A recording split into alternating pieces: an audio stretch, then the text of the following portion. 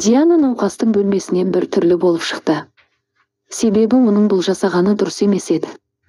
Диана өзінің іштегі күмәндары болмағанда бұндай қадамға ешқашан бармас еді. Бұл жерде не болғанын, не болып жатқанын білу керек еді. Анық қанығына жетуге бел буған Диана ештеңеден тайынбады.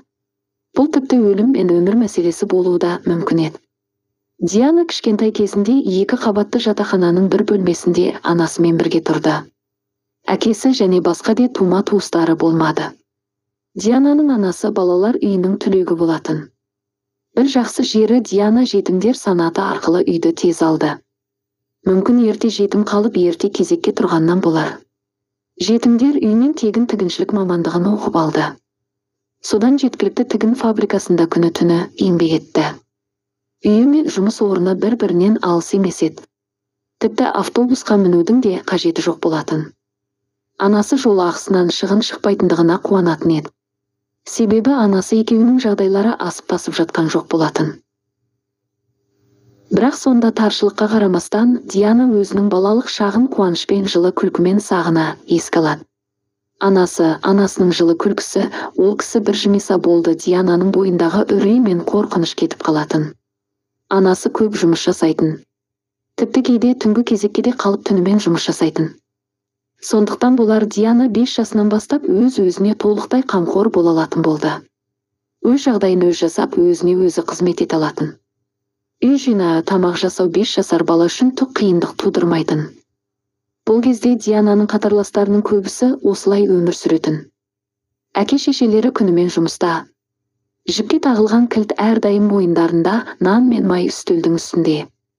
Амал жоқ, барлық ата-ана жұмыста. Аналары жұмыстан үйге келгенде қалай қуанғандарын көрсеңіз ғой. Анасы тәтті бірдеме ала келсе, тіпті қуаныштары 2 еселеніп кететін. Диана анасы екеуі ас бөлмеде отырып шай ішіп, күні бойы әркім өзінің естігенін, көргенін, білгенін айтып, қуанышпен бөлісетін. Диана өзінің анасын әлемдегі ең ақылды және ең әдемі әйел деп санады. Диананың анасы ұзын бойлы, қоңыр дөп-дөңгелек, үлкен көзді, арық және аққұба келген сұлу келіншек болатын. Диана өзінің анасына тартпағанын көріп кейде ашуланатын. Диананың көздері қысыңқы болатын. Сонымен қатар бәрі оған қара қыз деп қалжыңдайтын. Бірақ Диананың анасының сұлулығы Диананың соры болды. Мақсат Диананың өгей әкесі болатын. Басында Диананың анасына көңіл білдіріп, оған ілтипат көрсетті. Жұмыстан күтіп алып, үйіне шығып салып жүрді. Бірде киноға, бірде мейрамханаға шақырып, гүл сыйлап жүрді. Әдемі сөздер айтып, жағымды қылықтар жасайтын. Кейде Диананы да қоса алып шығып, үшеуі бірге қыдыратын. Бұл кездері Мақсат өте ақ көңіл, мейірімді, қамқор жандай көрінетін. Басында Мақсат Дианаға ұнайтын. Кейде анасы екеуі Мақсат туралы ашық сөйлесетін. Бұл күндері Диананың жасы 11-ге жеткен кез еді. Көп нәрсені жақсы түсінетін. Қызымен ақылдасып бірге шешім қабылдайтын. Қызым, Мақсат маған үйленгісі келетінін айтып жүр, не істесем болады? Келіссем бе екен? Сол сәтте Диана анасының келіскенін қалады.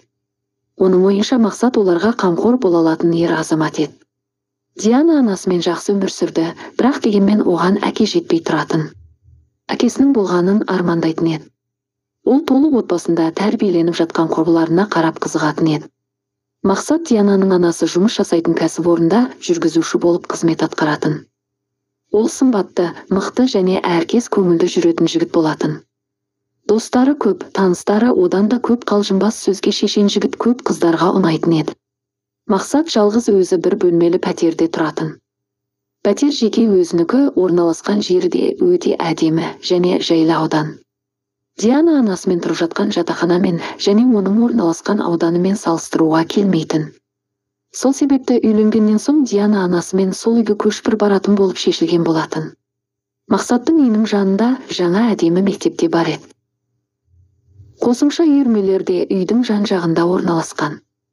Біздің үйімізде ескірді, қаншама жыл жөндеу көрмегендіктен азып-тозып тұр. Ал Мақсаттың үйі жылы және жайлы, таза деп анасы Диананы көндірмек. Осылайша Диана анасымен Мақсаттың үйіне көшіп барды. Диана үшін Мақсат үлкен балконнан бір бөлме жасап берді. Диана өзінің кішкентай болса да бөлек бөлмесі болғанына қатты қуанды. Содан уақыт өте келе Мақсат Диананың анасын өзінің жатақханадағы бөлмесін сатуға көндірді.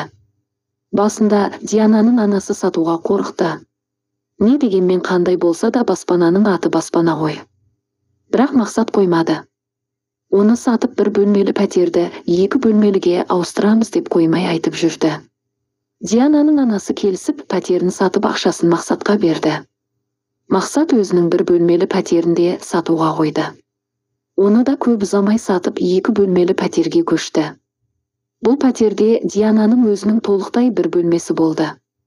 Бұған Диана қатты қуанды. Диана бір бөлмеде жалғыз өзі тұрып, жалғыз ұйықтайтынын көріп төбесі көкке жеткендей болды. Диананың анасы да бұл күндердің өміріндегі ең бақытты күндерге балады. Олар енді қаланың жақсы ауданында 2 бөлмелі пәтерде сүйіктісімен қызымен тұрып жатқанына қуанышты еді.